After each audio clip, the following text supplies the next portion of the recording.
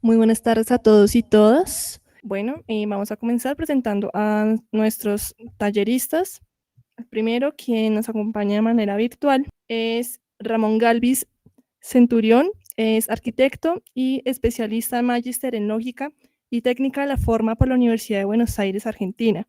Experto en el uso de la IA, director del Grupo de Investigación en Arquitectura y Materiales Alternos Grama, doctorando en diseño y creación de la Universidad de Caldas, beca Miniscencias, donde adelanta el proyecto de investigación titulado Tectónica Digital e Inteligencia Artificial, hacia un modelo proyectual expandido.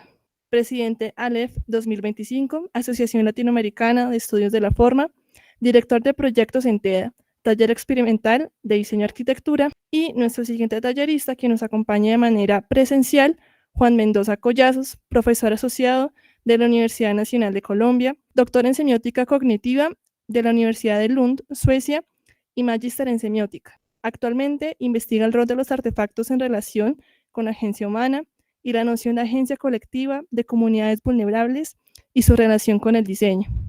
Sus artículos de investigación han sido publicados por editoriales como de MIT Press, Mountain de Grutier y Springer Nature.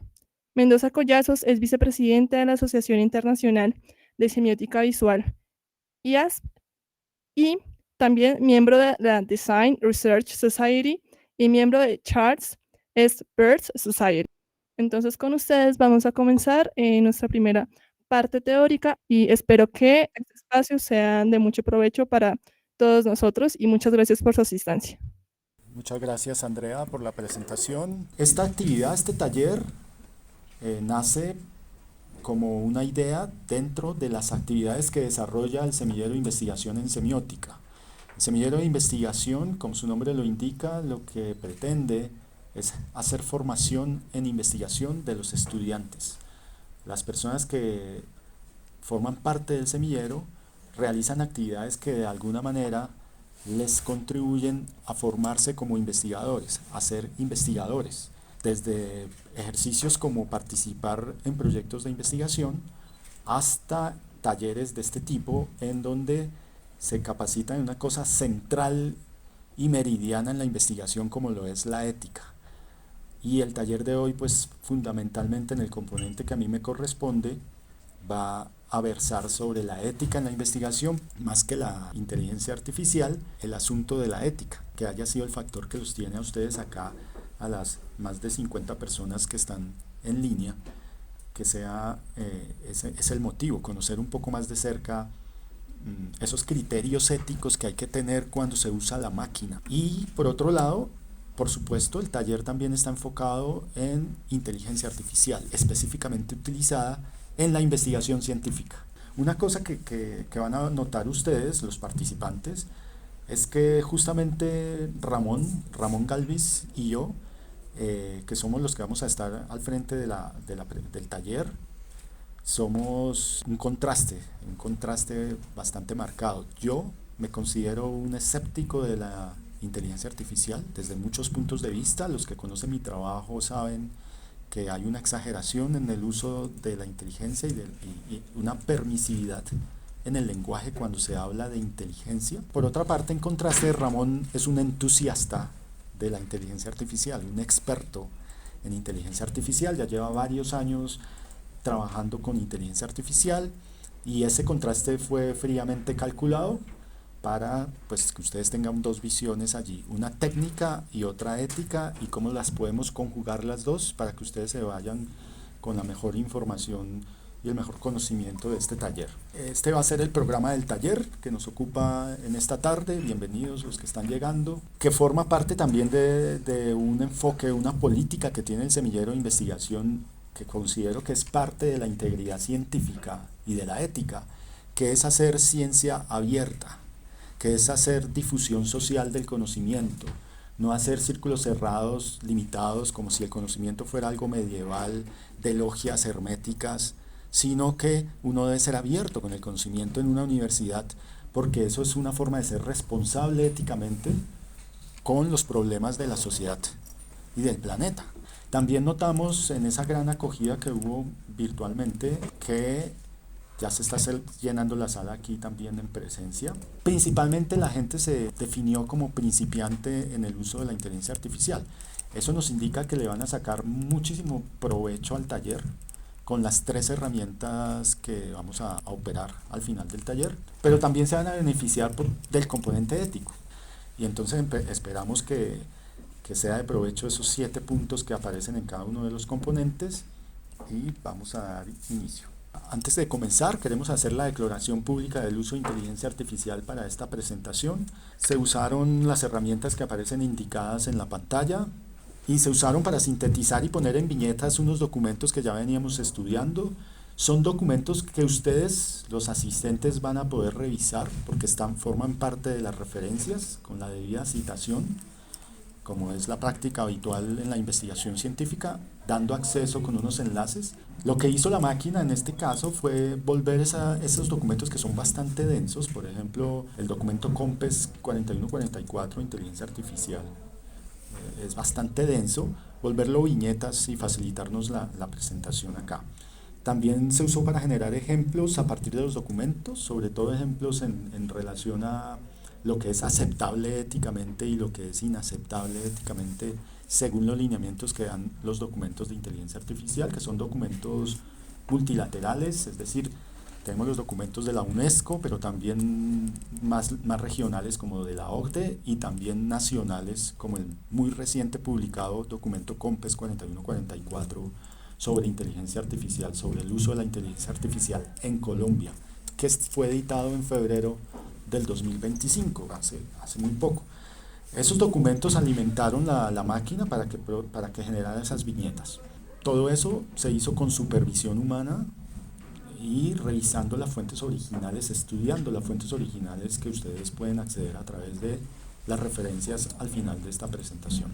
Los objetivos del taller es plantear qué entendemos aquí en este taller por inteligencia artificial, reconociendo sus fortalezas y limitaciones dentro de un marco ético para su uso en investigación científica. El segundo objetivo es hacer un uso práctico de 3 herramientas de inteligencia artificial que sirvan de introducción a la aplicación de la máquina en la investigación científica y reconocer los lineamientos éticos que implican el uso de la máquina. Entonces, para comenzar, hay unos presupuestos básicos. Entonces, la ética no es lo que usualmente pensamos, que es hacer un consentimiento informado y hacérselo firmar a los participantes de una entrevista, por ejemplo, o hacer una sección, una declaración en el informe final, sino que la ética, como lo indica su etimología además, es una práctica, es un ejercicio, es una reflexión constante. Y como decía hace un momento en la entrevista que tuvimos para Unimedios, uno se enfrenta a dilemas éticos de manera emergente y circunstancial, o sea, en cualquier momento y permanentemente usted va a tener que tomar una decisión que tiene que involucrar asuntos éticos. Entonces es una práctica permanente que implica reflexionar sobre nuestros actos, sobre todo cuando se deben tomar decisiones. La ética debe ser absolutamente transversal, desde el momento en que se plantea el proyecto de investigación hasta cuando se está discutiendo, por ejemplo, el tipo de revista en la que se piensa publicar. La ética se manifiesta en lo que uno hace, en los actos. No solo se dicen en palabras, sino es más una acción, una actividad. Eso lo decía, esos presupuestos básicos los mencionaba, sobre todo en relación a que vamos a ver muchos postulados. La especie humana, el animal humano, que es a mí como me gusta llamarlo, animal humano. Somos muy buenos redactando cosas y somos muy buenos haciendo lineamientos muy bonitos, que suenan muy bonitos, que suenan muy bien, pero a la hora de la práctica no somos coherentes entre lo que decimos en palabras y lo que hacemos en actos. Y a eso refería entonces los presupuestos fundamentales éticos. Hay unos antecedentes normativos de la ética de la investigación. La ética en investigación, según los documentos, aparece con 2 crisis tremendas de comportamiento humano, con una perspectiva antropocéntrica, o sea, pensando la ética solo para los humanos, con 2 eventos terribles de la historia. Uno, el evento de los campos de concentración nazis, donde los médicos hacían investigaciones con las personas que estaban recluidas en estos campos de concentración, lo que generó el famoso Código de Nuremberg, que aparece allí, con los primeros criterios éticos antropocéntricos. Luego está el famoso informe Belmont, que lo tengo más adelante, que es célebre por una situación similar que ocurrió en Estados Unidos en referencia a personas afrodescendientes que fueron utilizadas para hacer experimentos en torno al sífilis. Luego está la Declaración de Ginebra en torno al comportamiento de los médicos, la Declaración de Helsinki, que tiene que ver otra vez con el tema antropocéntrico de cómo regular la ética en relación al tratamiento con las personas o la interacción con las personas. Y solamente hasta 1979 empieza a introducirse el concepto de ética biomédica, que ya empieza a involucrar, ampliar los principios más allá de los humanos. Luego, por supuesto, la Declaración de Derechos Humanos también es un referente. Y ahí aparece otro también en relación a la investigación con animales, que ya también está bastante regulada por fortuna. No sé en la práctica cómo está, pero al menos la regulación ya aparece. Ya en relación a la inteligencia artificial, entonces fuimos de lo general que eran las personas, a las personas más otros seres vivos. Usualmente estos lineamientos nos vienen atrasados. Nos llegó primero la inteligencia artificial y después de que nos vemos invadidos y con esa tendencia comercial, de que pone pues en tendencia el tema de la inteligencia artificial, no nos da tiempo de hacer esas reflexiones éticas y de los posibles riesgos, limitaciones e impactos que esto pueda tener. Por eso es muy importante que estos eventos se repliquen y que estos eventos lleguen a más gente, porque la única manera de mitigar los riesgos y las limitaciones de este tipo de tecnologías es contando con la información, los elementos y el criterio para manejar bien la máquina. Y entonces pues allí ya aparecen algunos, ¿no? Algunos criterios. Por ejemplo, en investigación científica la transparencia se vuelve muy importante. O sea, tiene que ver principalmente con dos cosas. Por un lado, con declarar, hacer abierto el uso de la máquina, y segundo, con hacer abiertos incluso los mecanismos de entrenamiento, los códigos y los algoritmos. Además, señalé otro de los grandes riesgos que lo vamos a ver ahorita, que es el acceso equitativo a estas tecnologías. Si estas tecnologías son pagas, generan una brecha tecnológica que van a confinar a las personas que no pueden acceder a esta tecnología muchísimo más a sus condiciones de vulnerabilidad.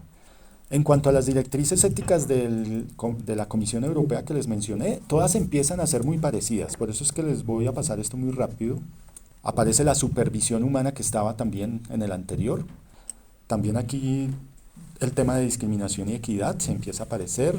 Esto es más o menos conocido, los grandes sesgos que tiene la inteligencia artificial, que tiene la máquina. Bienestar social y ambiental, que voy a detenerme en él más adelante, porque para los que no lo sabían, el consumo de recursos de la inteligencia, de la máquina, es muy grande. La huella ambiental, la cantidad de energía que consumen estos servidores, o sea, el efecto de calentamiento global es inmenso.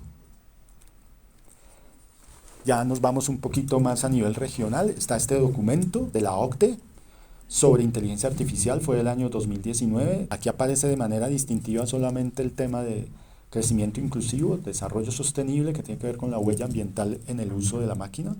Ahí cabe resaltar es que Colombia, como país miembro de la OCDE, se ha comprometido a implementar estos principios éticos en el uso de la inteligencia artificial. Y ya a nivel Colombia está la política de MinCiencias en general, donde se exige el consentimiento informado, que debe aplicarse a todas las disciplinas, no solamente a las disciplinas donde interactúa uno con seres vivos. Y por supuesto nos habla ya de integridad científica, que es otro concepto clave para ustedes futuros investigadores y los investigadores en curso, en ejercicio. No investigar por ánimo de lucro, por ejemplo. No investigar porque voy a generar un libro que se vende más. Por ejemplo, voy a hacer libros de metodología de la investigación porque se venden más, o de inteligencia artificial porque se venden más, sino investigar lo que hay que investigar con responsabilidad social. Quiero resaltar la idea de que la ciencia en realidad debe ser entendida como un puente entre los valores humanos y el conocimiento. Es ese puente. Si eso se desliga, no hay ciencia.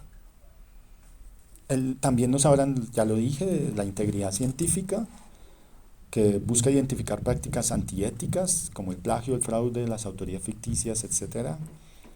Requiere normas y vigilancia, requiere además mucha educación, verificación, comités de ética, pero quiero resaltarme en el último que dice responsabilidad individual e institucional. Cuando hay una violación a un criterio ético o una falta ética, es responsabilidad tanto del investigador de manera individual como de la institución, debe ser responsabilidad de ambos. Y aquí está el documento fresquito del que les hablaba, el documento COMPES de febrero de 2025. Centralidad en los derechos humanos y valores democráticos. Se debe respetar la dignidad humana, garantizar la libertad y evitar la discriminación y los sesgos. Repite lineamientos internacionales, transparencia y explicabilidad, privacidad y protección de datos, rendición de cuentas y responsabilidad. Bueno, algunos criterios éticos ya como ejemplo de esto para ya ir cerrando y darle paso a lo práctico. Se debe justificar el uso de la IA, decir claramente qué motivó a ustedes a usar la máquina. ¿De verdad está mejorando el análisis? ¿Está mejorando un modelado? ¿Está siendo más eficiente la investigación? Reflexionen por qué y lo justifican en sus proyectos de investigación. Evalúen los riesgos, posibles sesgos, posibles discriminaciones en relación con los beneficios. Por supuesto, hacer el consentimiento informado, sobre todo si están usándolo para procesar entrevistas. Y lo que decíamos, transparencia algorítmica. No usar la máquina para recolectar datos sin consentimiento o sin justificación. En la fase de análisis, que sea posible explicar qué mecanismos de interpretación usaron los modelos artificiales y la validación cruzada con revisión crítica. Es decir, validación cruzada es triangular con varios investigadores que ayuden a interpretar los resultados de la IA. En la fase de reacción, que quizás sea la más interesante para muchos, reacción de artículos, reacción de informes, transparencia metodológica. Siempre declarar el uso de la máquina en la metodología o en los agradecimientos. Lo correcto es incluir el nombre de la herramienta, la versión, el prompt. Evitar el plagio y falseamiento, pero es muy común seguramente para muchos que se presentan textos generados por la máquina como si fueran propios. Y eso se considera plagio y falseamiento. Aquí les voy a poner unos ejemplos muy concretos. ¿Qué sería aceptable en el uso de la máquina y qué sería inaceptable bajo criterios éticos?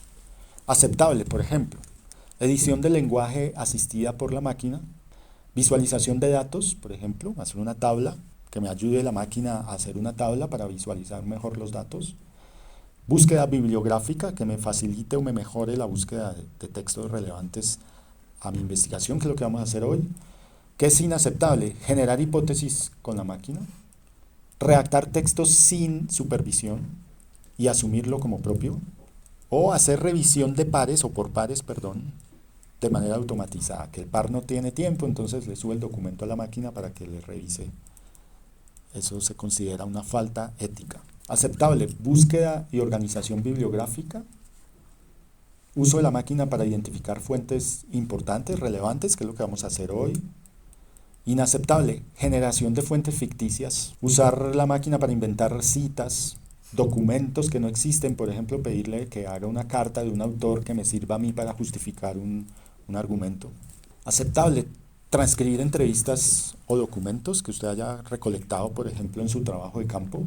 Inaceptable, sesgo en el análisis histórico, por ejemplo, usar algoritmos que tienen una visión colonialista de la historia o eurocéntrica de la historia.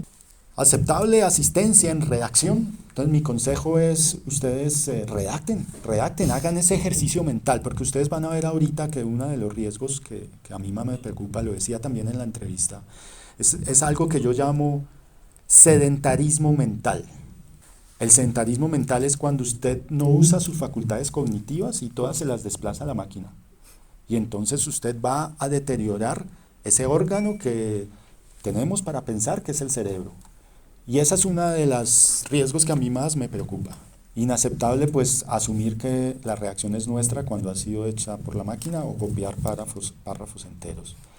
Organizar automáticamente citas, por ejemplo, para comparar escuelas, se considera un uso aceptable. Esto de aceptable e inaceptable está generado a partir de todos los documentos ya normativos que vimos al comienzo. ¿Se puede citar la máquina? ¿Es recomendable citarla? ¿Es permitido citarla en las investigaciones, en sus artículos? En general, no se puede citar como autor. se puede mencionar como herramienta. Ahora, fíjense que está redactado el concepto de herramienta, está resaltado, perdón. Eso es lo que es la máquina, una herramienta. Y si ustedes lo piensan así, hagan la analogía, que es una analogía que me mencionó mi hijo, Ian. Es como si uno usa un destornillador para armar un mueble RTA, me estás facilitando el trabajo. Por ejemplo, aquí voy a poner el caso del estilo APA, que es uno de los más conocidos, al menos en humanidades. Recomienda citar el autor del algoritmo, que usualmente es el mismo autor del artículo. Entonces el esquema base, ahí está un ejemplo, ahí aparece, ustedes lo están viendo en pantalla, aparece el ejemplo, entonces ese es el esquema base. ChatGPT generó la siguiente respuesta con el prompt, cita usted ahí el prompt, mostrar el resultado y menciona la máquina. Y aparece un ejemplo en azul, ejemplo tomada de las normas APA. Cuando se usó el prompt, la división entre cerebro izquierdo y derecho es real o metafórica. El texto generado por la máquina indicó que la idea de cerebro izquierdo o derecho se considera una simplificación excesiva y un mito popular. Aquí aparece cómo sería la referencia. En general, en la revisión que hice preparando esta presentación, lo que cambia es el estilo. Recomendaciones generales en citación y referencias. Debe indicarse cómo, cuándo y en qué medida se utilizó. No puede figurar como autora, sino como una máquina, como un software. Se requiere el resultado completo como un adjunto y lo pone como un anexo, el resultado completo del ejercicio que tuvo con la máquina, del diálogo que tuvo con la máquina. No se permite ingresar el manuscrito. Ese último lo resalté porque puede ser una práctica habitual. Que usted llega y termina su artículo y lo sube a la máquina para que se lo revise, para ver si le quedó bien la redacción. Pues ahí viola el principio de confidencialidad y en algunas revistas le van a decir, usted ya violó el principio de confidencialidad, ya eso no es, ya no se puede publicar. Aquí está una tabla generada por ChatGPT comparando diferentes estilos. APA y MLA lo permiten. Chicago y Ingeniería pues son un poco más cautos y obligan a que se ponga todo el prompt completo, todo el algoritmo completo.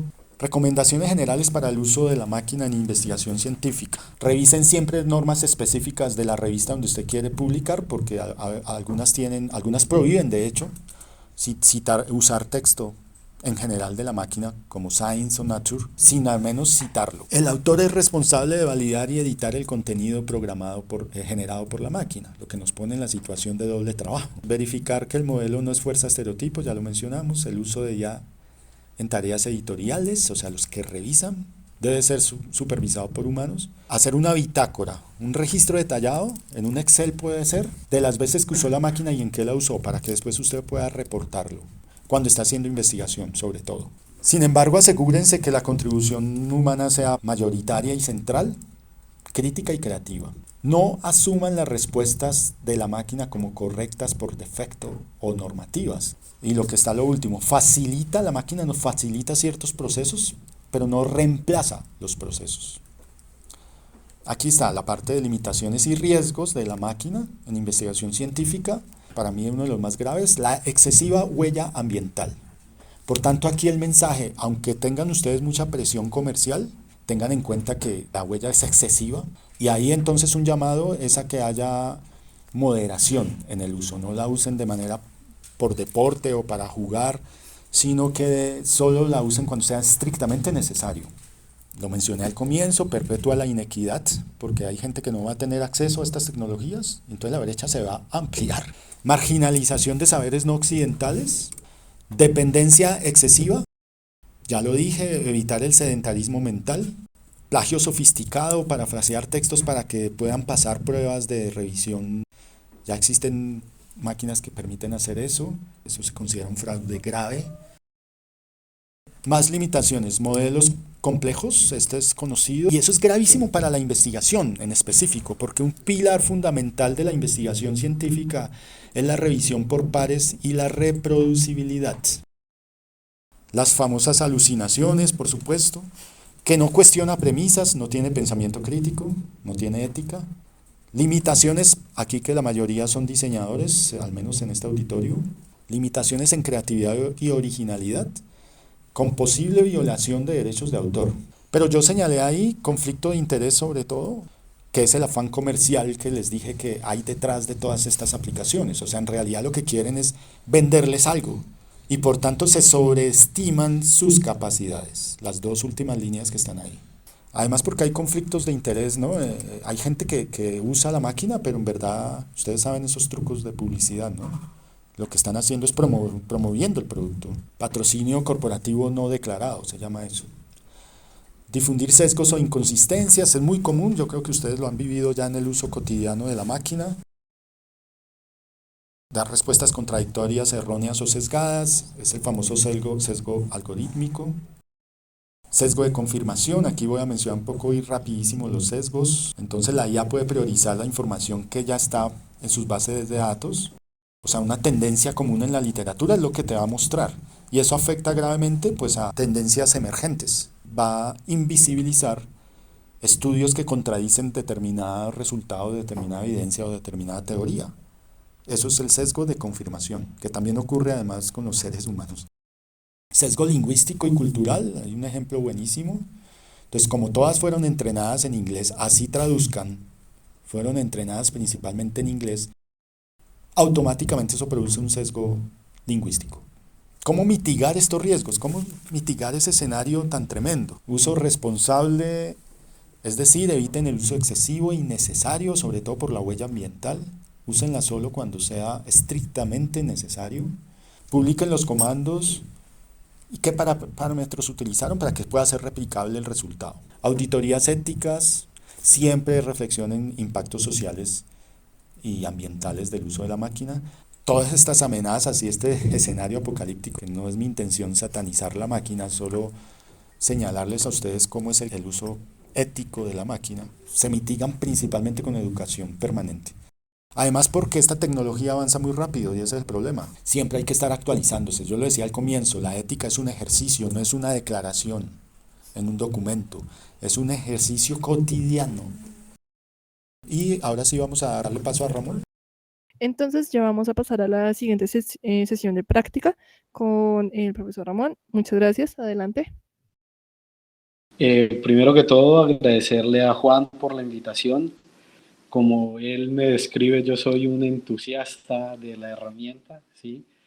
Me metió toda la presión con esta primera parte de la presentación en el sentido de la responsabilidad ética, pero me parece muy bien, me parece que, digamos, debe ser el mensaje que debe primar en este taller y nada, lo que vamos a intentar hacer es un desarrollo práctico, movernos por algunas herramientas, pero primero vamos a dar también un poquito de contexto.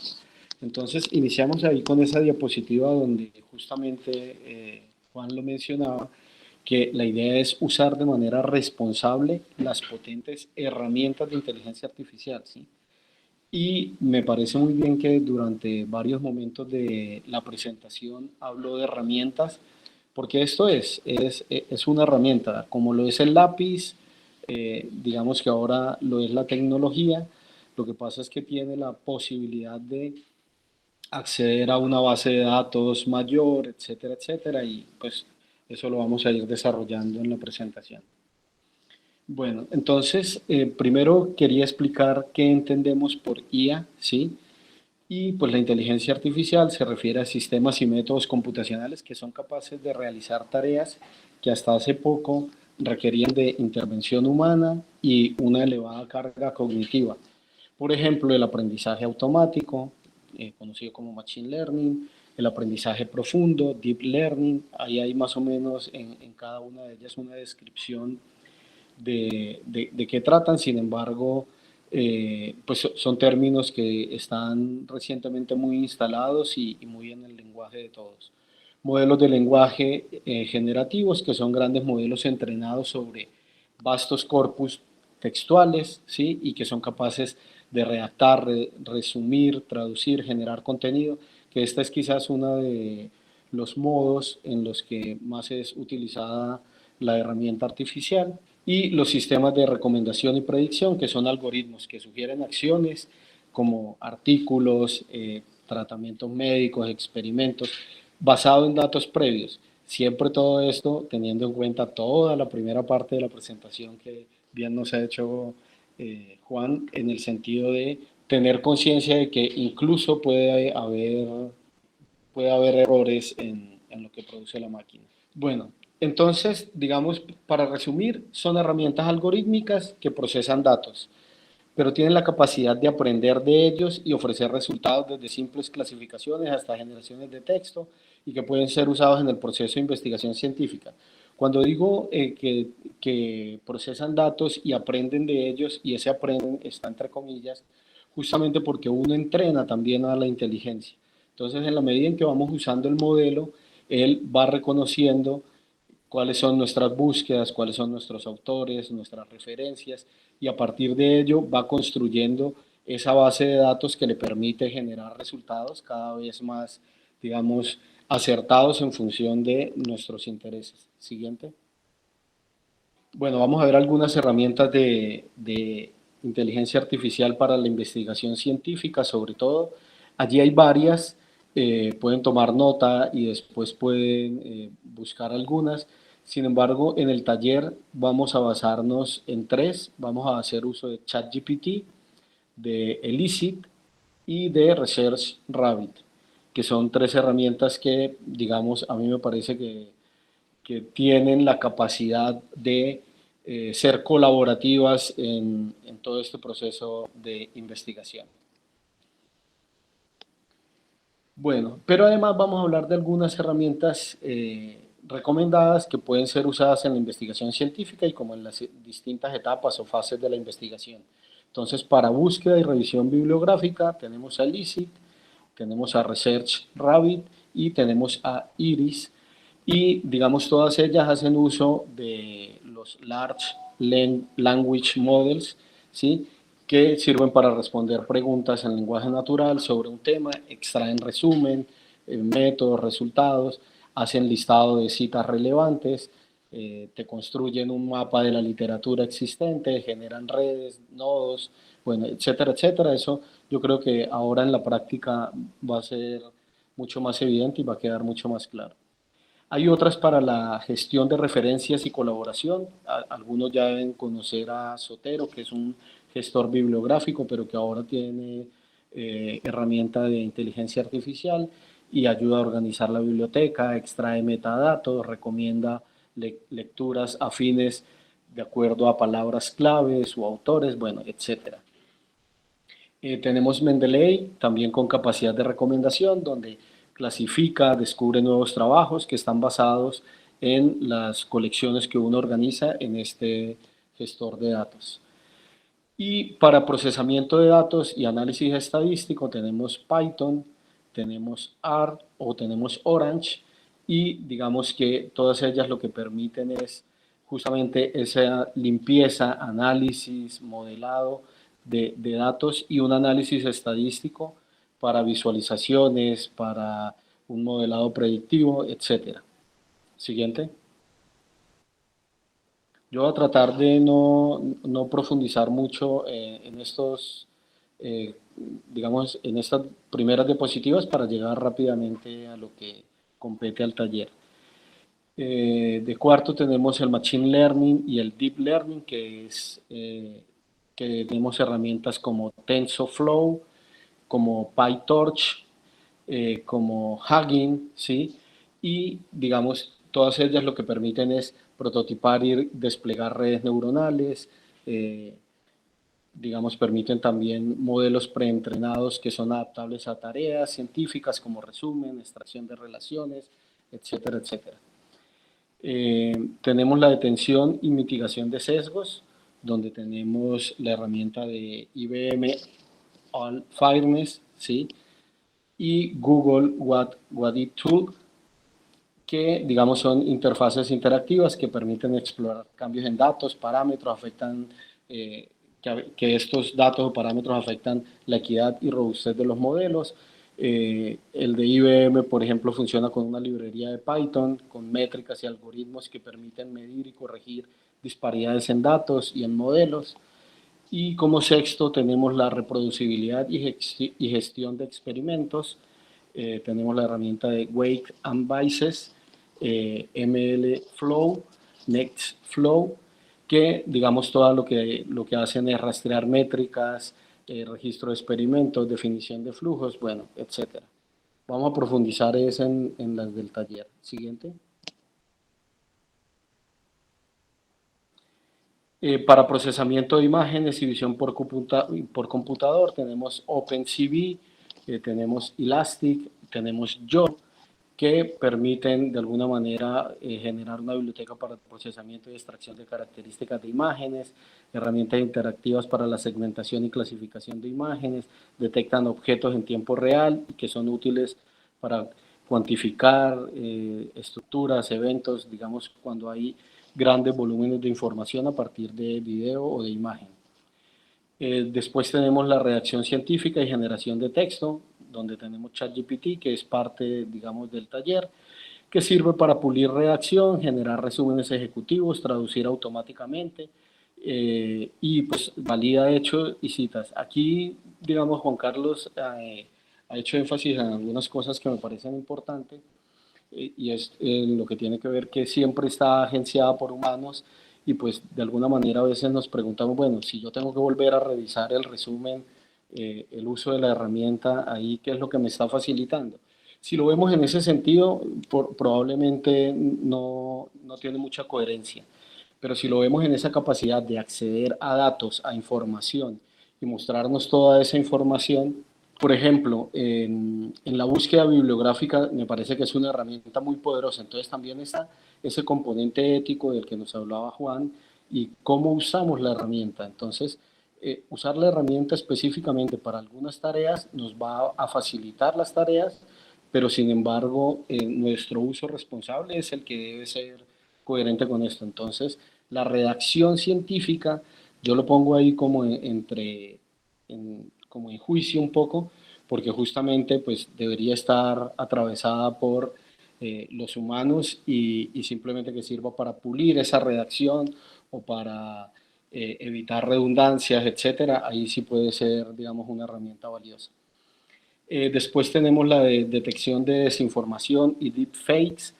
Con esto de la inteligencia artificial, pues en redes ustedes han visto que se ha dado mucho la suplantación de identidad y hacer parecer que gente ha dicho algo o que ha estado con alguien, etcétera. Entonces, también hay herramientas para esta detección de desinformación, como el Microsoft Video Authenticator y Sensity AI. Siguiente. Bueno, ¿cómo funciona la inteligencia artificial? Siguiente. Estas imágenes que están viendo ustedes son generadas a través de inteligencia artificial porque yo llegué a todo este tema gracias a una clase en el doctorado, pero lo que primero me voló la cabeza fue la generación de imágenes y si bien hay muchas herramientas, también lo mencionaba Juan Carlos un poco al principio, eh, sin lugar a dudas, las que son pagas tienen mejores resultados e interpretan mejor los prompts, el lenguaje, porque pues ustedes saben que todo esto es a partir del código del lenguaje. Entonces, la inteligencia funciona a partir de los LLMS, ¿sí? Los Large Language Models, que son sistemas de inteligencia artificial basados en redes neuronales profundas, como el Deep Learning, y que están diseñados para comprender y generar texto de manera autónoma y coherente. Y, digamos, hay dos características claves. La primera, que tiene acceso a gran escala de parámetros que están compuestos por cientos de millones o incluso miles de millones de parámetros que la red ajusta durante este entrenamiento. Y esta alta dimensionalidad les permite capturar matices lingüísticos, que son muy finos y que le permiten predecir, digamos, la palabra que debería seguir respecto a un contexto y a un tema, y son patrones complejos en el uso del lenguaje. Y después está el entrenamiento masivo con datos textuales, donde se preentrenan alimentándolos con volúmenes de texto, libros, artículos, etcétera. Y por eso también, digamos, estas herramientas pueden ser poderosas usadas de la manera correcta. Mediante un proceso de aprendizaje no supervisado, aprenden a predecir la siguiente palabra en secuencia, desarrolla a partir de una comprensión estadística del idioma.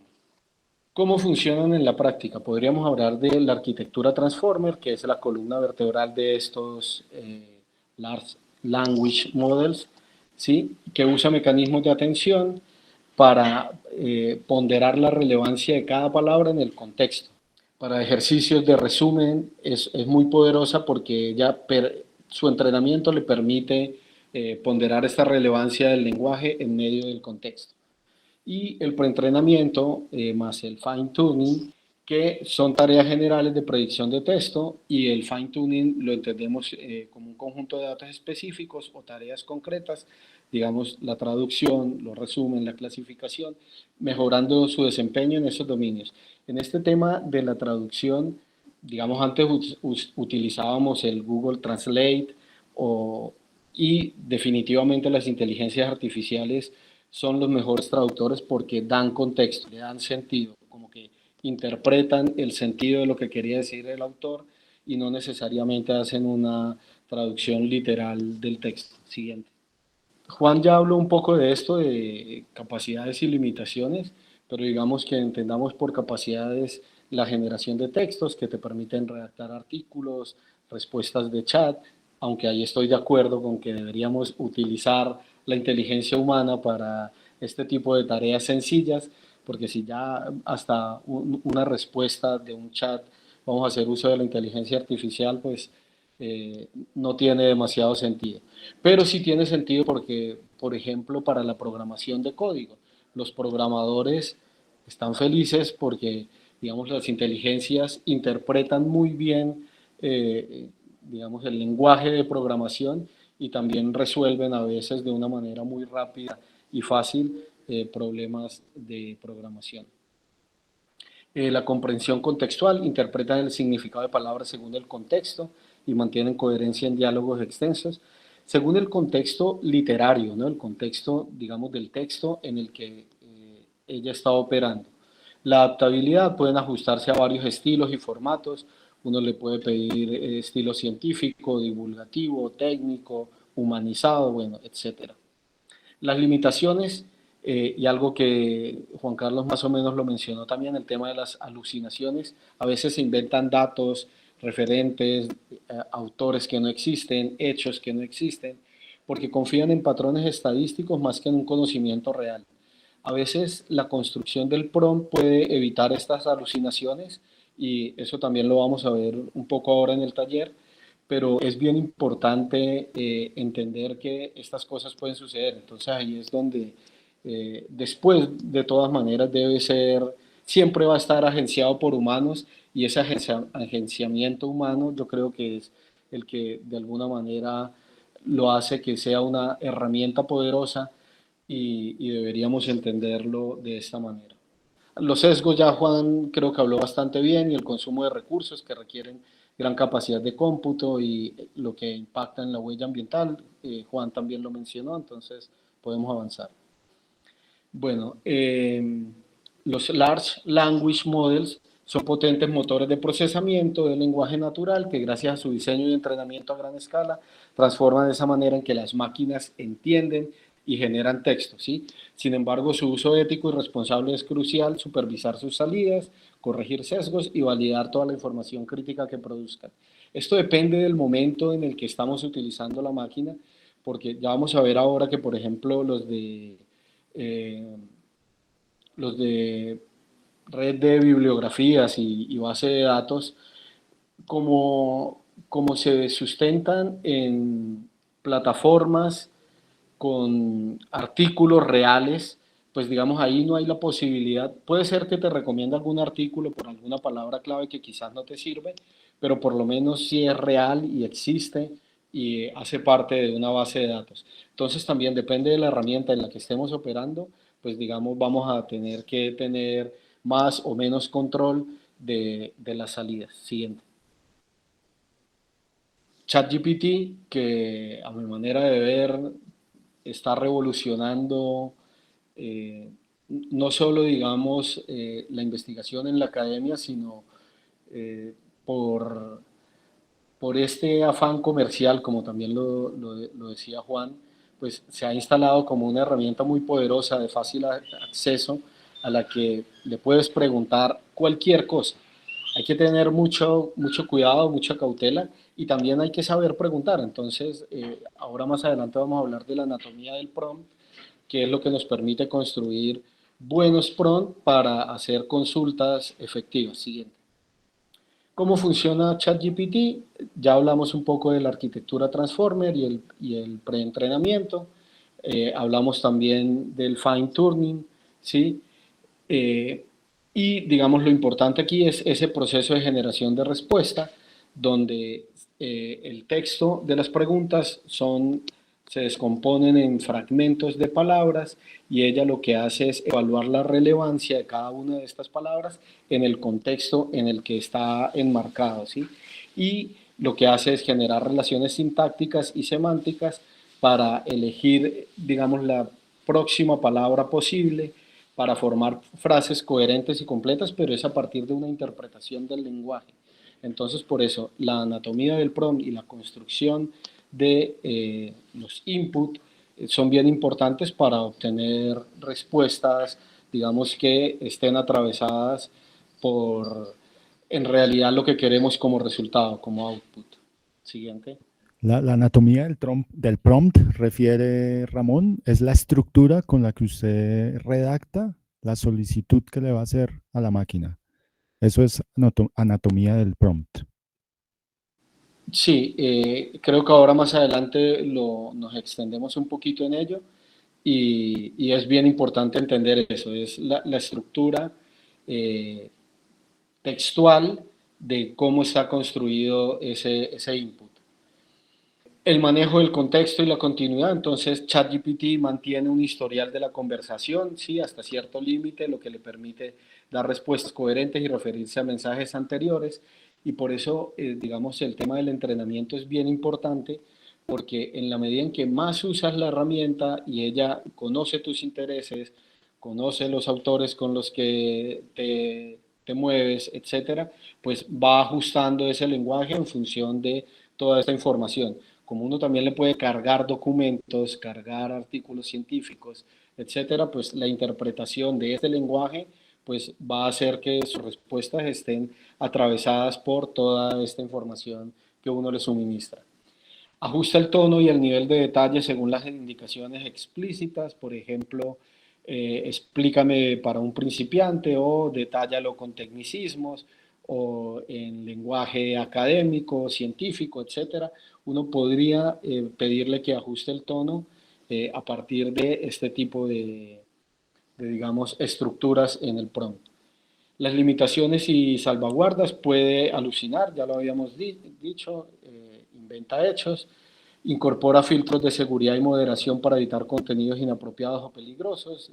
Hay cosas y palabras que el chat de una vez da como respuesta que no puede procesar ese prompt porque tiene el lenguaje inapropiado o porque le está pidiendo una tarea para la cual no está, digamos, autorizado. No posee conciencia ni entendimiento humano, su comprensión es estadística. Esto también es clave, o sea, no piensa, sino que a partir de una vasta base de información, él interpreta datos e interpreta órdenes. En resumen, ChatGPT es un Large Language Model de la familia de los GPT que gracias al preentrenamiento masivo y conversacional y técnicas de RLHF, que creo que ahora más adelante tenemos la definición exacta, puede generar respuestas fluidas y adaptarse al contexto dialógico, ofreciendo asistencia en reacción, en explicación de conceptos, etc. Siguiente. Vamos a hablar ahora de Research Rabbit. A mí esta fue una de las que más me alucinó cuando las conocí en el doctorado porque me pareció muy poderosa o por lo menos me ha servido mucho para mi investigación porque te conecta con autores y citas y referencias a partir de palabras claves, de temas o de artículos que son relevantes para el proceso de investigación de uno y la verdad también como genera unos grafos, unos mapas que son muy ilustrativos en el sentido de las conexiones, también es bien interesante en el momento en que uno lo empieza a operar. Bueno, es una plataforma de descubrimiento y mapeo de literatura científica que aprovecha técnicas de inteligencia artificial para ayudarte a explorar, pero también a visualizar y a entender de forma dinámica la conexión entre artículos, autores y temáticas. Lo primero que hace es uno la ingestión y creación de una colección, ¿sí?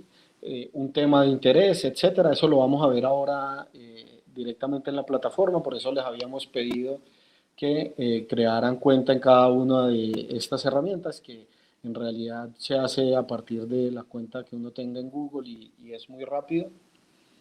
Después puede hacer importación de referencias, entonces uno puede subir directamente desde la biblioteca de Zotero porque está linkeado con Zotero, Mendeley, EndNote, o se pueden también importar archivos Vivitex con los artículos favoritos que digamos tengamos para, para profundizar sobre un tema.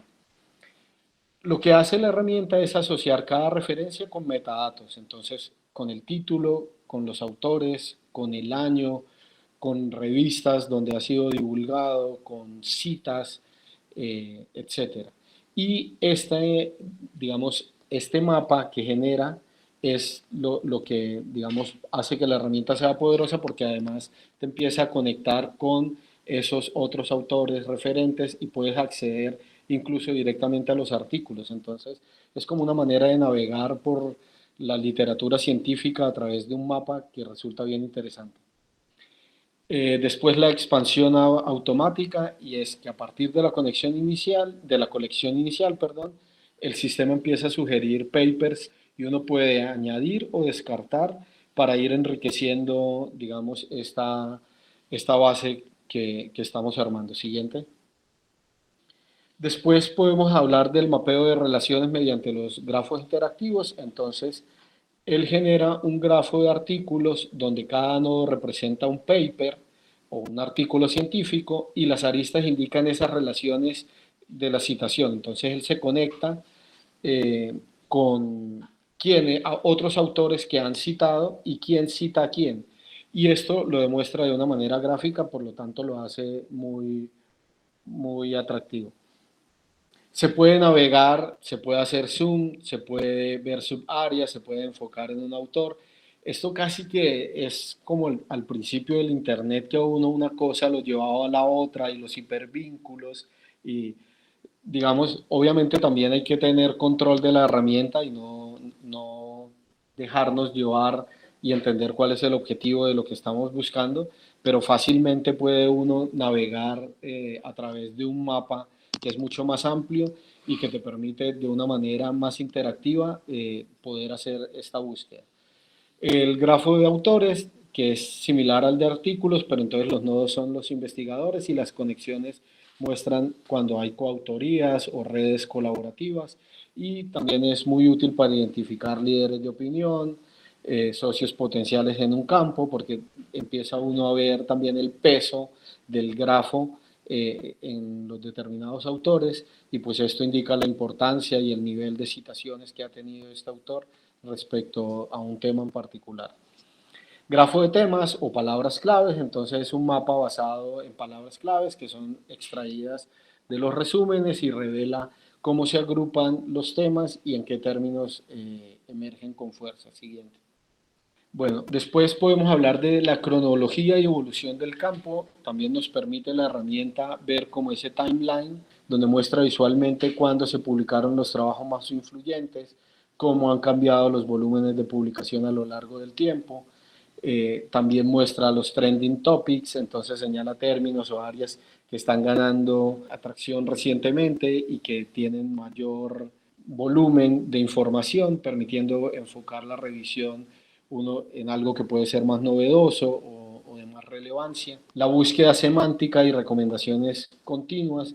Entonces uno puede hacer una búsqueda natural a partir de frases o preguntas, puede hacer también a partir de artículos y recomendaciones inteligentes, porque cada vez que uno añade una etiqueta o un artículo, la herramienta ajusta sus sugerencias utilizando ese aprendizaje automático y refina con precisión estos nuevos descubrimientos. Siguiente.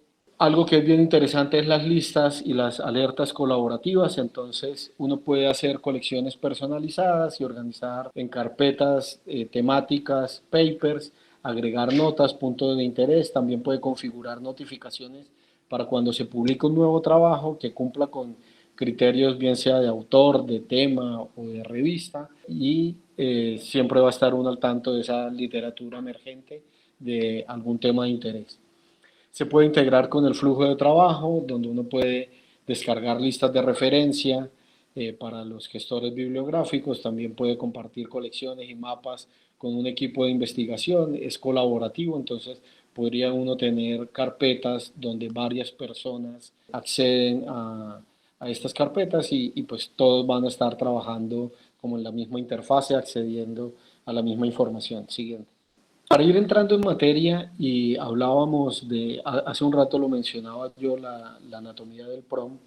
Una buena anatomía del prompt, que quiere decir, bien lo explicaba Juan Carlos, la forma en que uno estructura la petición a una herramienta de inteligencia artificial, debe garantizar claridad, precisión, contexto, digamos un contexto robusto para obtener resultados útiles y rigurosos.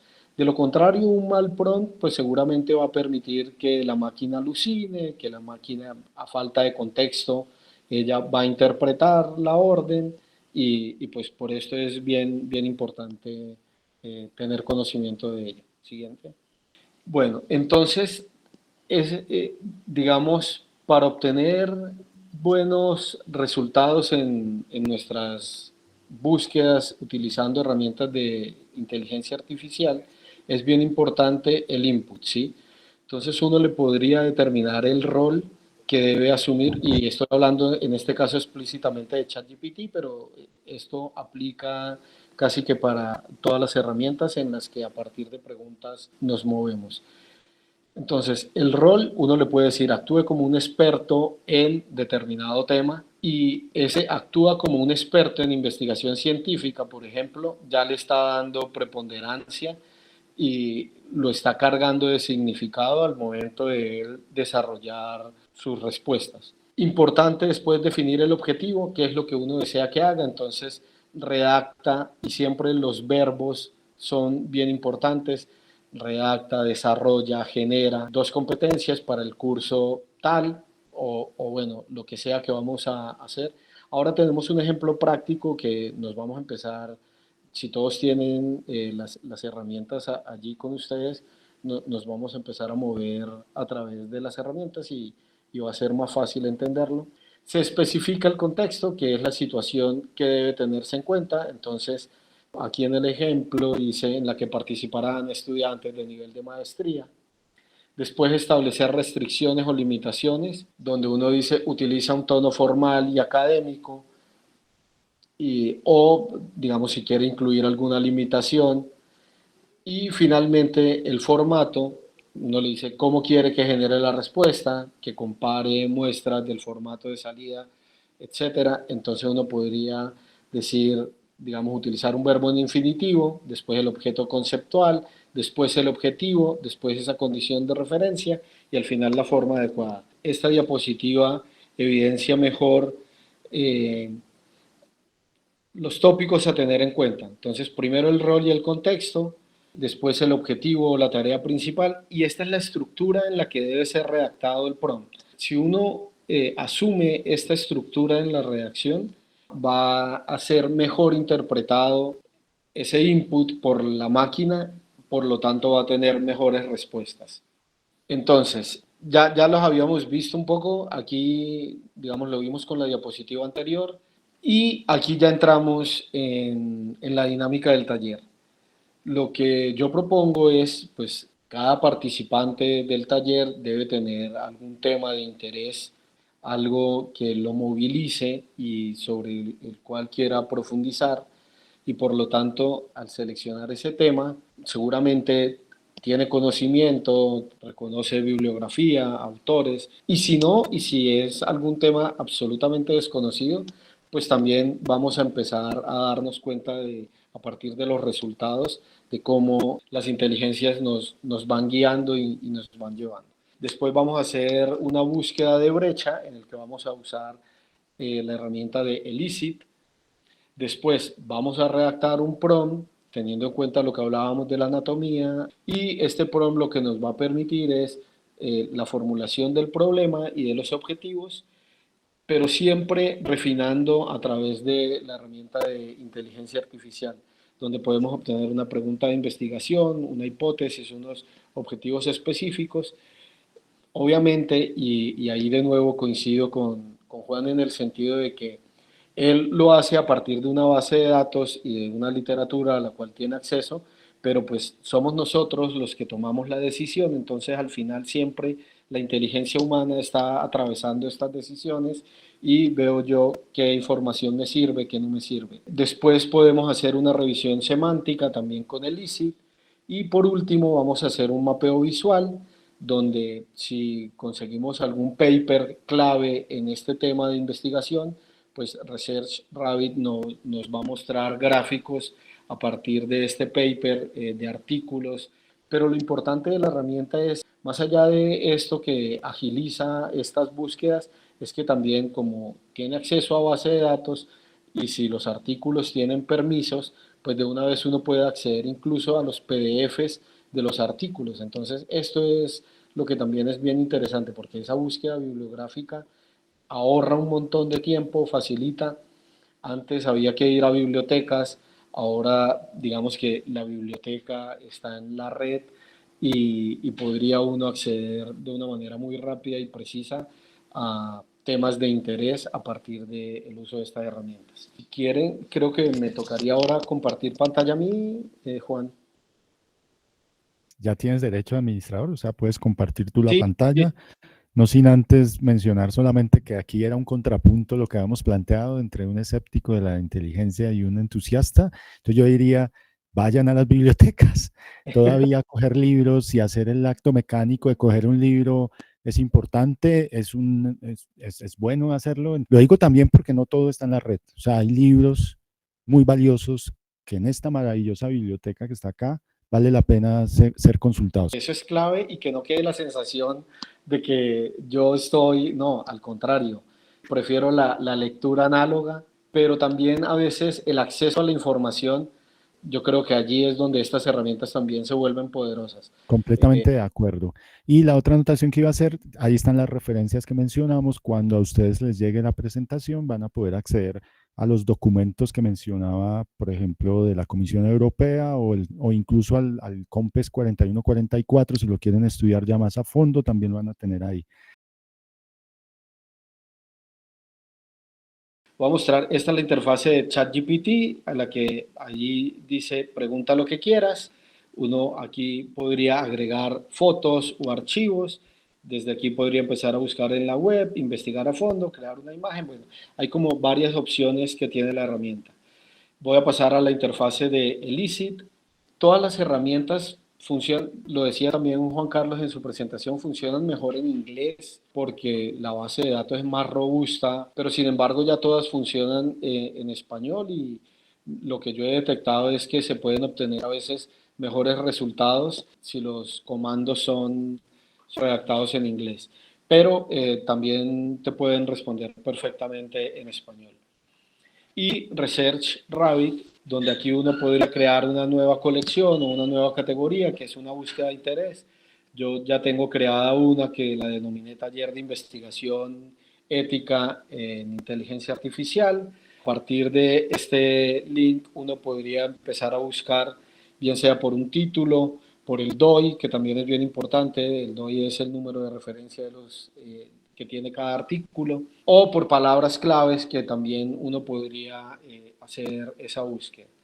Entonces, yo, digamos, en función de agilizar un poco la dinámica del taller y haciendo uso de la inteligencia artificial para que quede claro algo que hizo énfasis Juan en su presentación, tenía preparado unos prompts que son muy sintéticos, entonces un poco para agilizar y teniendo en cuenta parte de lo que hemos visto y cuando hablábamos de la anatomía del prompt, se le pidió a ChatGPT que generara un prompt sintético para ChatGPT, ¿sí? Es como decirle a la herramienta que ella misma genere un prompt para ser utilizado en la herramienta para seleccionar un tema de investigación. El prompt sería: actúa como investigador experto, y uno le determina el área de conocimiento en la cual quiere actuar como investigador experto, y se le puede decir: estoy comenzando un proceso de investigación en esta área y necesito identificar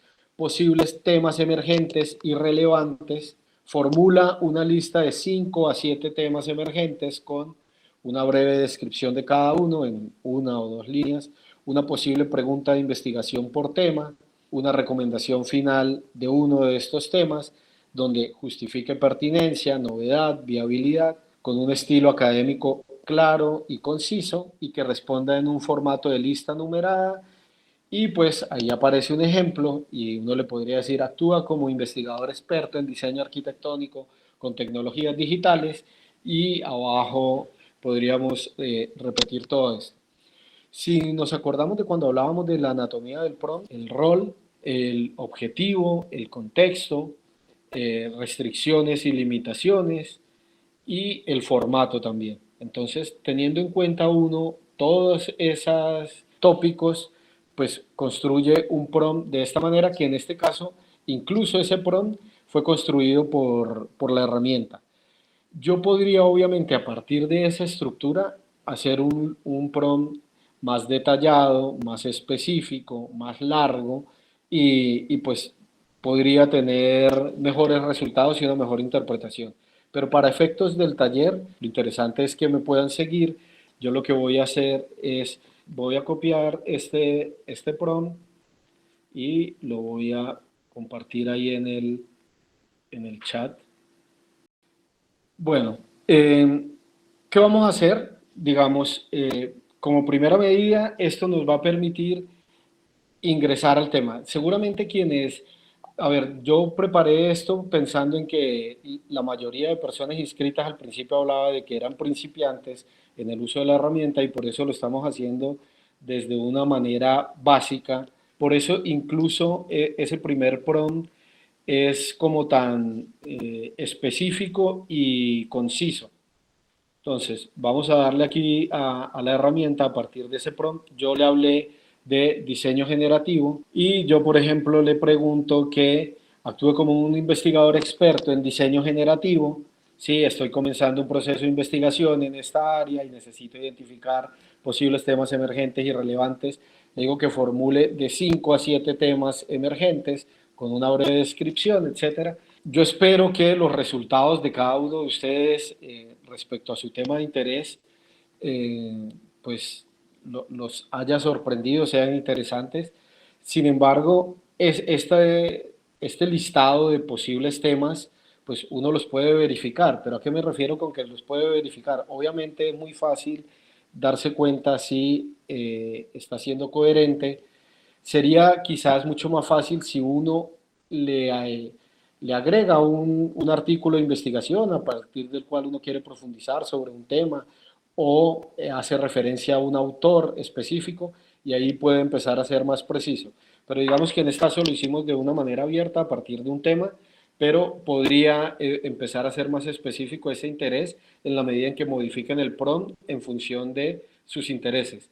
Si yo ya tengo muy definido el tema y tengo autores relevantes de ese tema y tengo un contexto y tengo, pues todo eso lo puedo incluir en el prompt y van a obtener mejores resultados. ¿Qué es lo interesante aquí? Que en fracción de segundos yo tengo un listado de 6 temas, ¿sí?, que se derivan de ese tema de interés, digamos en este caso el diseño generativo, pero que además él me genera una descripción y una pregunta, digamos, a partir de ese tema. Voy a leer un par simplemente como para dar contexto a todos los que están conectados. No sé si todos están siguiendo el taller, pero sin embargo hago la lectura como para que se entienda un poco en qué etapa del taller vamos.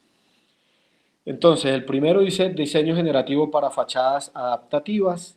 La descripción es el uso de algoritmos generativos para crear envolventes arquitectónicas que respondan dinámicamente a condiciones climáticas y de iluminación. La pregunta es: ¿cómo puede un sistema de diseño generativo optimizar automáticamente la configuración de un sistema de Brise Soleil para minimizar la ganancia solar sin sacrificar vistas y ventilación natural. Excelente, excelente. Eso ya casi parece una pregunta de investigación. Ya pasaría incluso uno a revisar la pertinencia, pero ya tiene una calidad muy buena como pregunta. O sea, fíjense que sí está ayudando a generar ideas que después con la supervisión humana ya se pueden utilizar. Dijiste una palabra clave, Juan. Yo creo que la herramienta también es muy poderosa para eso, para generar ideas. A veces existe el bloqueo o uno tiene interés en un tema de investigación que es muy amplio y robusto y podría a partir de preguntas a la máquina empezar a acotar el tema también en función de mis intereses.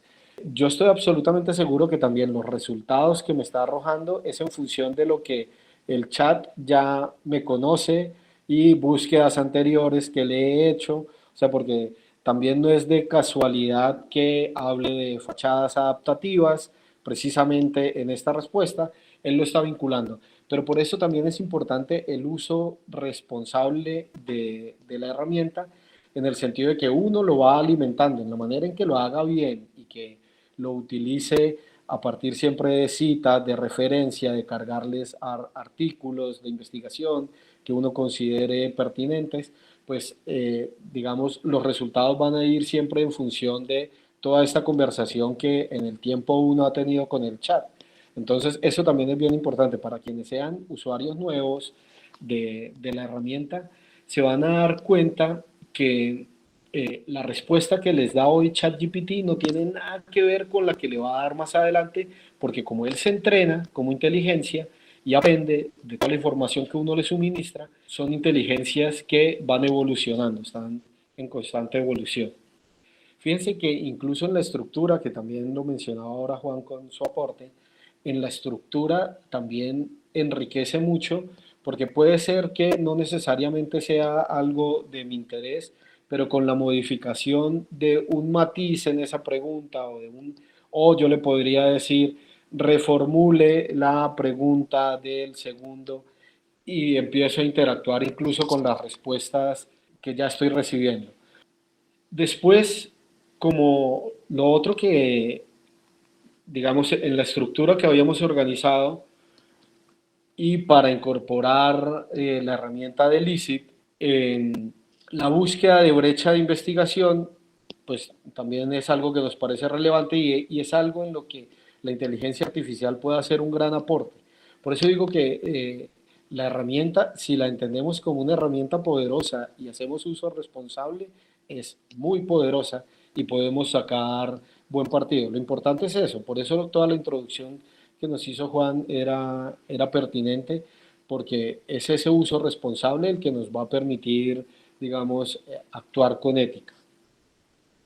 Entonces, un prompt desarrollado también por ChatGPT, en este caso, un prompt para ELICIT, es qué vacíos o brechas de investigación existen actualmente en torno a, y yo le voy a cargar el mismo tema, ustedes espero hagan lo mismo, después ahorita les copio y les pego este prompt.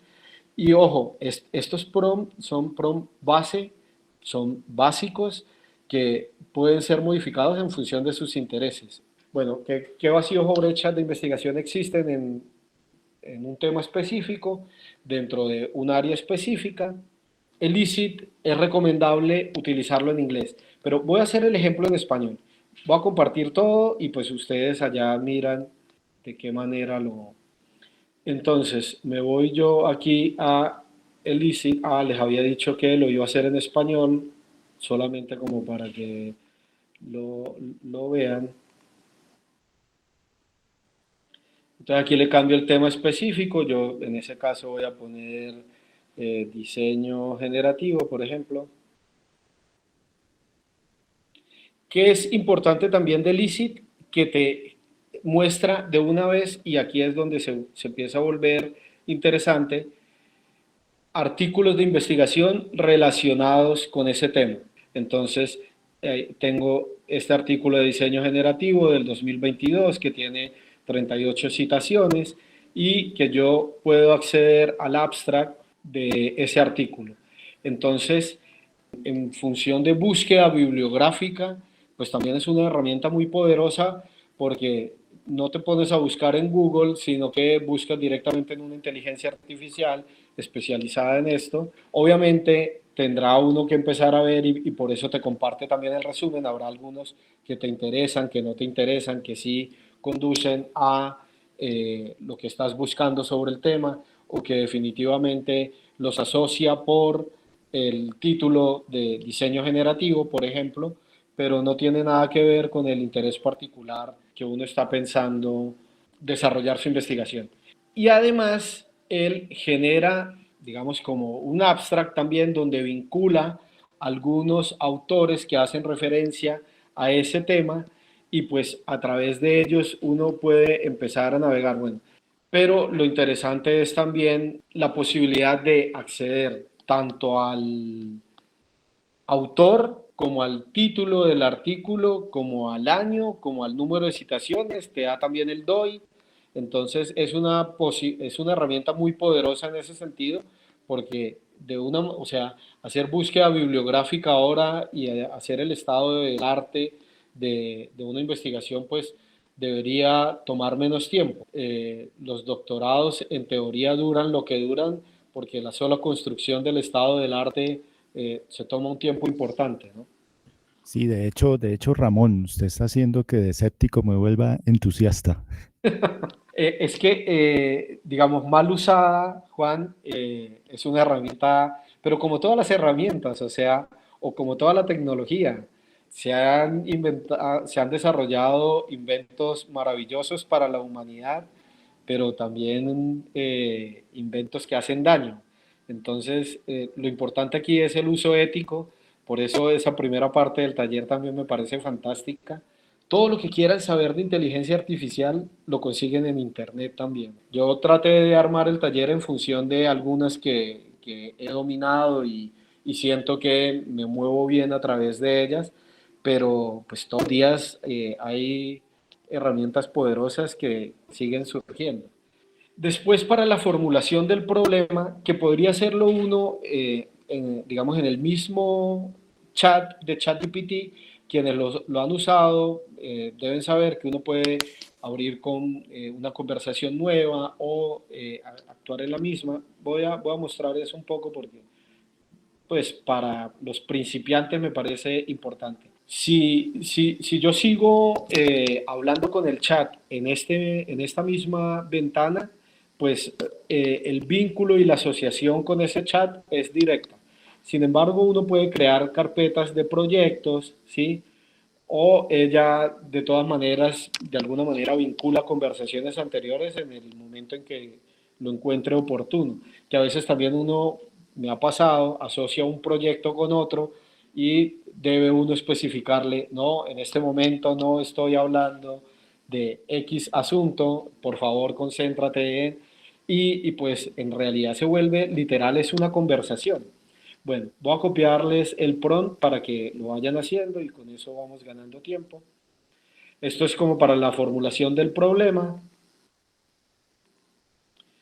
Y Ramón, tengo una recuerda, pregunta, por favor. sí, sí, sí, Sí, cuando nosotros hacemos un proyecto en GPT, siempre me he fijado en la parte superior que nos sale un modelo, el cual uno puede escoger para operar. ok, ¿Cuál es el modelo estándar en un proyecto por defecto?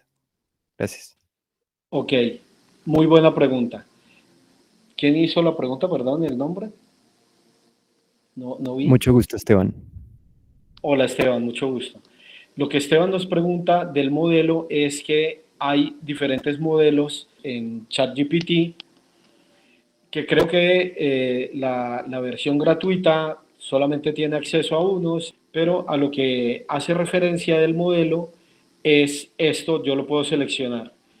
Y digamos, ahorita estamos trabajando en el O4 mini, que es más rápido en razonamiento avanzado, pero digamos, el GPT 4.0 es ideal para la mayoría de las tareas. El O3 usa razonamiento avanzado, el O4 mini es más rápido en razonamiento avanzado y el O4 mini high es ideal para programación y razonamiento visual. Entonces uno ahí podría elegir el modelo en el cual quiere que la inteligencia opere. Voy a pegar acá el nuevo prompt y ahí dice, actúa como investigador académico entonces vamos a decirle diseño generativo para mantener la línea. Y a partir del siguiente tema general, yo podría escoger un tema de aquí, entonces le voy a decir que solo por poner un ejemplo, optimización estructural mediante algoritmos evolutivos, lo reemplazo. Optimización estructural mediante algoritmos evolutivos formula un problema de investigación claro y relevante, expresado en un párrafo de máximo 5 líneas, y pues ahí él dice el problema de identificar una brecha, tensión o desafío actual, delimitar contexto, bueno, etcétera, etcétera. Y listo. Y se va.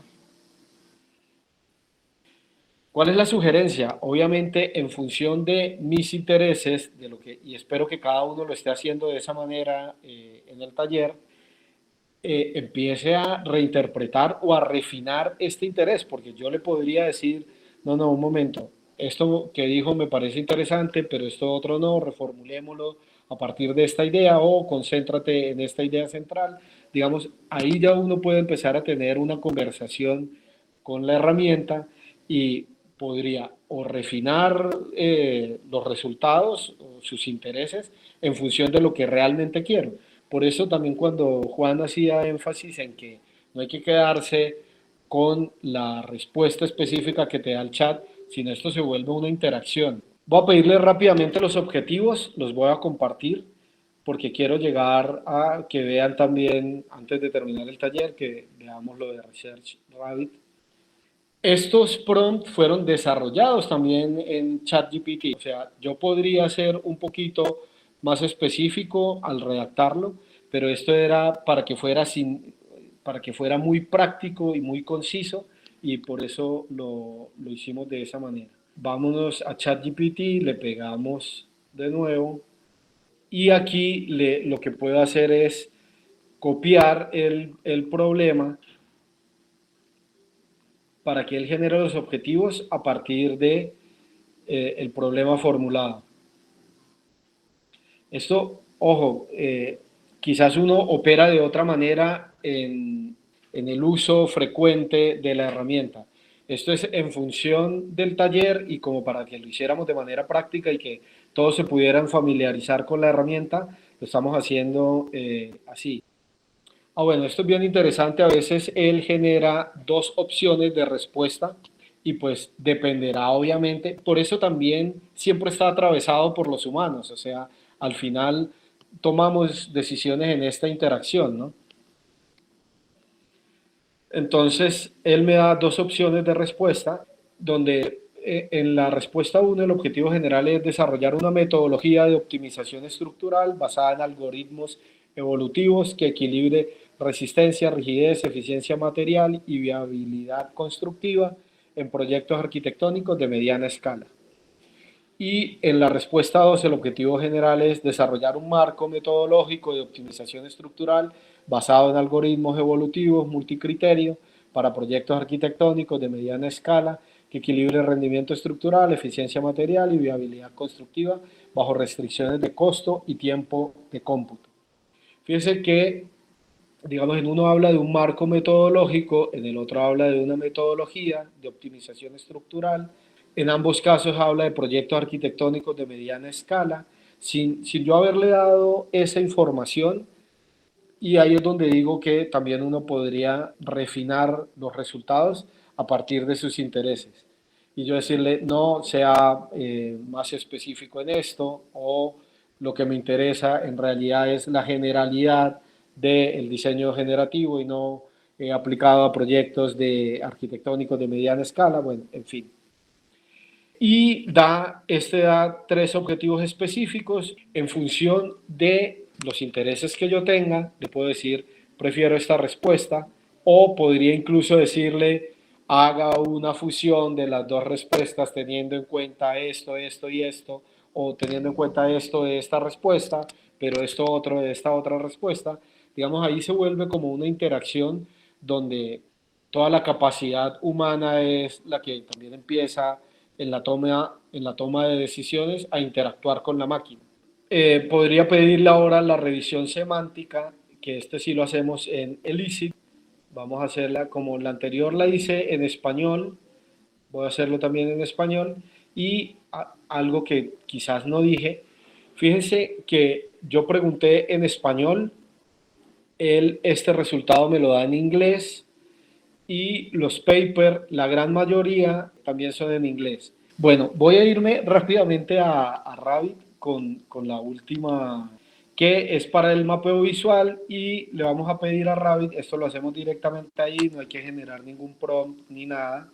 Cuando entran a la interfase pueden generar una nueva colección o una nueva categoría, a esa le pueden dar un nombre, ahí les aparece para que generen el nombre, y cuando dan clic aquí, ustedes podrían o buscar un autor, un título, un artículo que ya conozcan, el DOI, etcétera. Yo lo voy a hacer a partir de un tema, y en este caso el diseño generativo también, y ya nos vamos a empezar a mover ahí por la red. Entonces, lo primero que hace es darme como un listado donde el concepto o la idea de diseño generativo está, y por interés, digamos, yo los empiezo a agregar a la colección.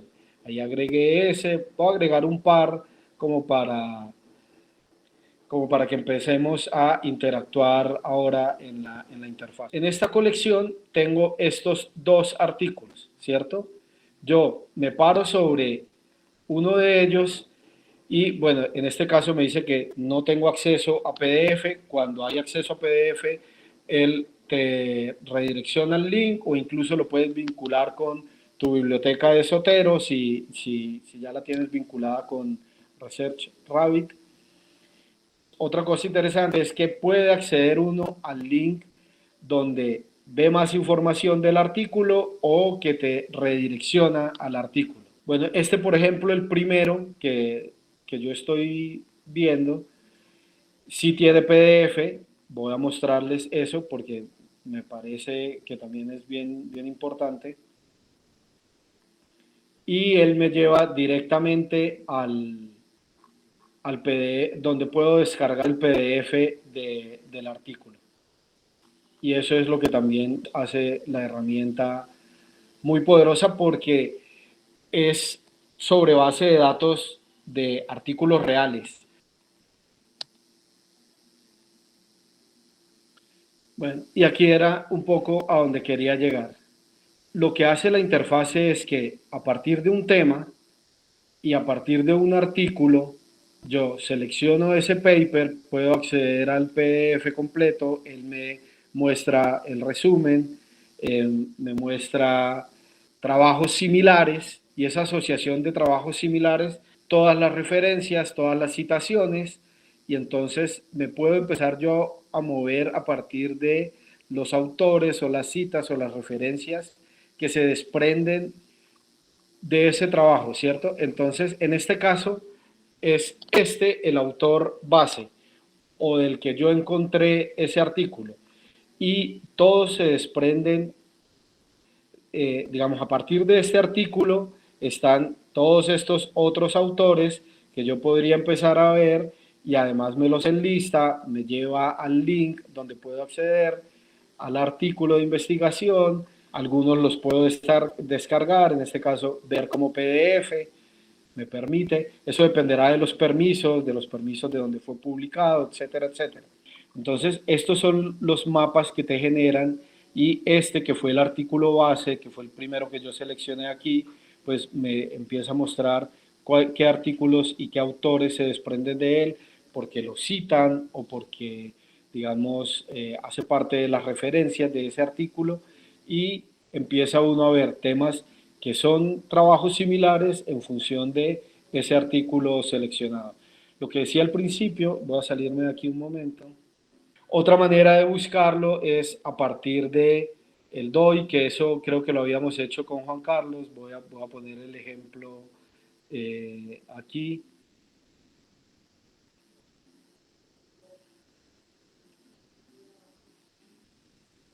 Porque a veces uno lo que tiene es, lo que tiene es el artículo.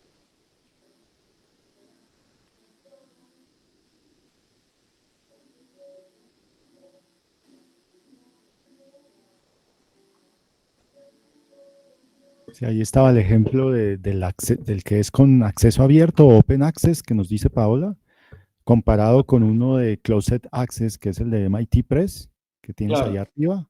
En cambio, el sí. de abajo es Open Access. Al ser un trabajo, digamos que no tiene acceso, pues no despliega nada, mientras que el otro empieza a desplegar toda la información, trabajos similares, referencias, citaciones, incluso se puede acceder al PDF. Pero lo que les quería mostrar, que si uno tiene el DOI de un artículo, pues puede hacer la búsqueda a partir del DOI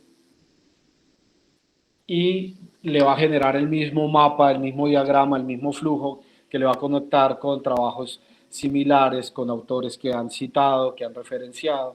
Ahí es donde la herramienta a mí me ha parecido poderosa y por eso la incluimos en el taller, que lo que queríamos era justamente como en esas fases de la investigación donde uno está como en la búsqueda del problema, en pensar el problema de investigación, los objetivos que se desprenden de allí y empieza a buscar todo el estado del arte del tema que le interesa, pues eran como tres plataformas que me permitían en esa fase de la investigación moverme a partir del uso de herramientas de inteligencia artificial.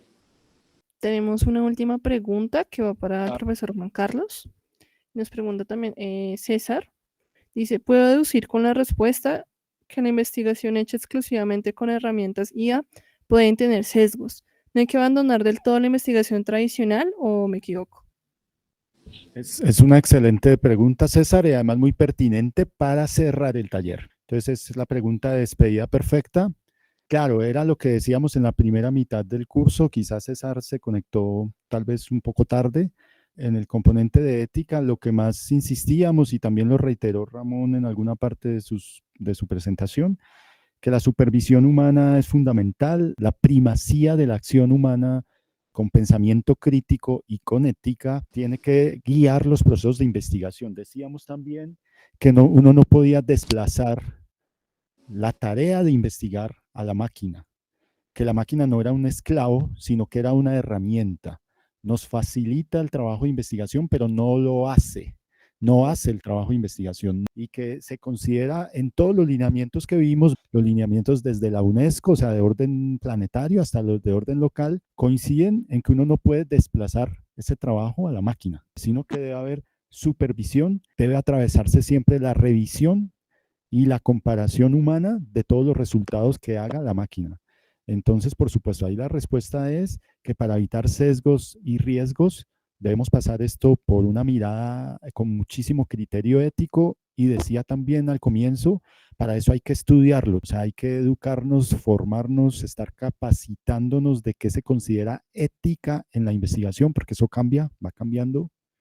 Esa es la invitación final. Usen estas poderosas herramientas, pero también preocúpense por estudiar la ética, hacer los cursos que ofrecen sus instituciones. Generalmente las universidades en cualquier lugar del mundo tienen comités de ética, tienen oficinas y divisiones para tratar este tema. Pregunten sobre el tema y verán que allí pues van a tener siempre la mejor manera de sacar provecho de, como dice Ramón, y que estoy plenamente de acuerdo, de estas potentísimas herramientas. También Ramón, si quiere unas palabras finales. Hacer énfasis en eso, en que son herramientas y hay que usarlas como tal. Te facilitan algunas tareas, pero no hacen las tareas. O sea, y siempre van a estar operadas por nosotros y atravesadas por nuestros intereses.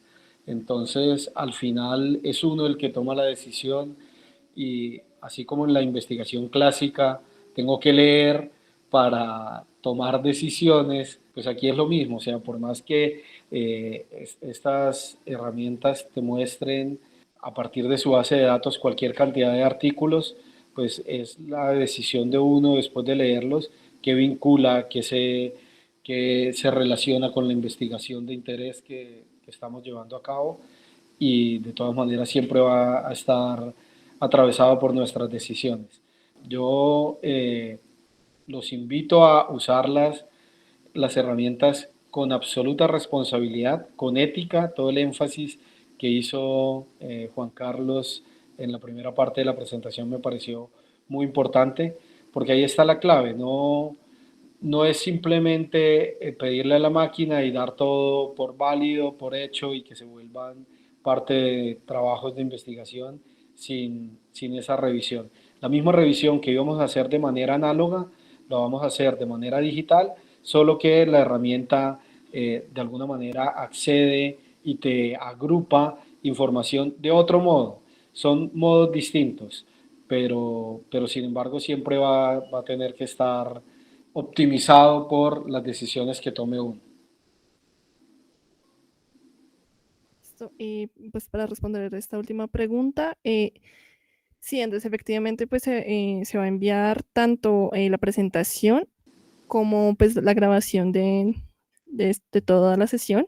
Y antes pues, de enviar esta información, se les va a enviar a todos los participantes un formulario con incentivo de tener una retroalimentación de toda la sesión. Y luego esto ya se les estará enviando pues respectivos documentos, pues no sin antes darle las gracias al profesor Juan Carlos y al profesor Ramón por haber estado en esta sesión y también pues a todos los participantes por haber estado el día de hoy en esta sesión tan interesante. Entonces, pues muchas gracias y con esto ya cerramos la sesión. Buena tarde.